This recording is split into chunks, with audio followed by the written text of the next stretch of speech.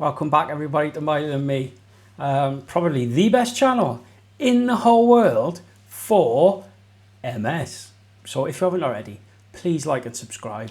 I really do appreciate everything I get and comments and things like that. Absolutely brilliant. So thank you guys. Let's smash this episode because it's about PIP.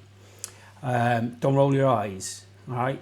Because it needs to be done. Like I said I was going to do a start to finish PIP application, and I intend to get through it, all right? So, we talk about hooks and stuff to keep people involved, don't we? Well, this form could be worth a lot of money to you, right? So you might want to keep on listening because we all want the help that we deserve, don't we, for our conditions, whether it's MS or any other sort of chronic illness. We definitely want this, all right? So stay with me. Because in part one, remember, we spoke about how you get your form. So the big brown envelope has arrived and out you pull the PIP2. So this is episode 2, which is about the PIP2. So can you see what I did there? I don't just sort of throw these videos together. These are like proper, episode 2, PIP2. Happy days. Now this is the core of your application. This is where you sell yourself and say how your disability affects you. Okay, so it's the heart you claim, and this is the one we need to get spot on. Okay, so it can feel massive, scary, but by the end of this, hopefully you'll have enough tools in your toolbox to get through this and smash this form. All right, so what is the form? Now, it's not a medical form. All right, this is about how you manage your disability and how your condition affects you in everyday life. So that could mean things like cooking a meal safely, for argument's sake. Can you wash and bathe yourself? Can you manage your money? And can you walk a certain distance? So everything, which is really, really, really important. All right, and this is what we've got to get down on this form.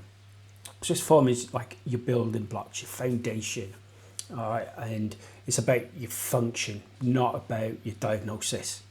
All right, so there is a couple of mistakes which I've heard about, and I know there'll be people watching this and say, I made this mistake, Mike, and I know I've made it myself. So I sort of thought, I can manage most of this. These are all right. I'll just say yeah, So when I said, can you prepare food? I was like, yeah. But what I didn't explain was, yeah, I can do it, but I use a microwave. I can't chop veg safely. If I'm stood by the cooker, the hob or something like that, I don't know if I'm going to drop something or burn myself. Something like that. I didn't mention any of that because why would I? So that's the mistake which people make. So by writing just yes, I would basically tell them I'm fine. And guess what? I didn't get any points. So it's hard enough to get points, but we want to make it a little bit easier by expanding a bit. So the golden rule is don't just write what you can do, explain how you do it, okay? How long it takes and how it affects you afterwards, right? Because it does. You cook a meal and you're like, I'm tired now, I sit down for half hour. So we've all been there. So it's basically a simple formula which you can use for every question. So, you could always come back to this video, but this is a good formula and I've used it and it works, okay? So, can you do it? Yes, no, sometimes. There we go. How do you do it? With aids, with help, or only on good days?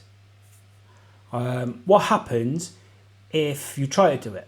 Well, I get pain, fatigue, there's a risk that I might drop something, so I can't really do it reliably. How often?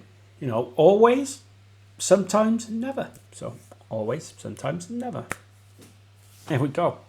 So that way, you're painting a full picture. So if you can imagine nobody's ever met you before and you've got to paint that picture with them to get what you deserve. So we'll go for an example. We'll pluck out of the air. Can you wash and bathe? Right? So instead of just saying, yeah, I can, but it's a bit difficult, and then just leaving it like that, and they're like, can you give me some more? So you could write, I need a shower chair. because I can't stand for long. I can only sort of manage to shower every other day, and I need my wife, you know, me personally, or your partner, etc., in case I fall over.